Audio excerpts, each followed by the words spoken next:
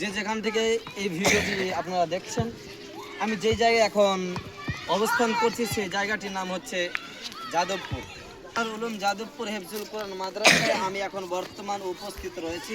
কান্তিপাড়ে স্ট্যান্ডে যে বড় মসজিদ রয়েছে সেই বড় মসজিদে সোজা চলে আসতে হবে, দিয়ে যাদবপুর গ্রাম, সেই গ্রামে জালসা রয়েছে রোজ শনিবার তথা আজকে বৃহস্পতিবার, তারপর হচ্ছে শুক্রবার, তারপরে হচ্ছে শনিবার।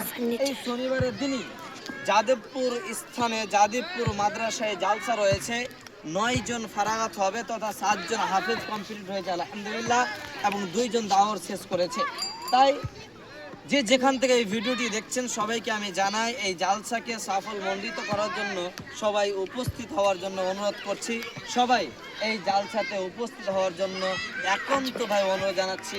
আপনারা দেখতে পাচ্ছেন খুব জোরালোভাবে কাজ চালু হয়েছে। মানুষগুলো খুব সুন্দরভাবে কাজ করছেন। প্যান্ডেলকে একেবারে ওপরে স্থানে নিয়ে যাওয়ার জন্য বহু প্রচেষ্টা চালিয়ে যাচ্ছেন। এবং আপনাদেরকে আমি অনুরোধ করবো এই জালসায় সবাই আসার চেষ্টা করবেন, সবাই এসে এই জালসাকে সাফল্যমণ্ডিত করবেন, সবাই এসে এই জালসাকে ভালোভাবে এই জালসাটি ফুটিয়ে তুলবেন। আপনাদের জন্য খুব সুন্দরভাবে প্যান্ডেল টাঙা হচ্ছে আলহামদুলিল্লাহ। তাই আপনারা সবাই আসার চেষ্টা করবেন। আল্লাহ যেন আমাদের এই জালসাকে কবুল করে এবং কোরআন হাদিস মোতাবেক এই অনুষ্ঠানকে শেষ করার তৌফিক দান করুন, আমিন। এই বলে আজকে আমি কথা শেষ করছি। ওয়া মা আলাইনা ইল্লাল বালাগ ওয়া আলাইকুম হিসাব। আসসালামু আলাইকুম ওয়া রাহমাতুল্লাহ।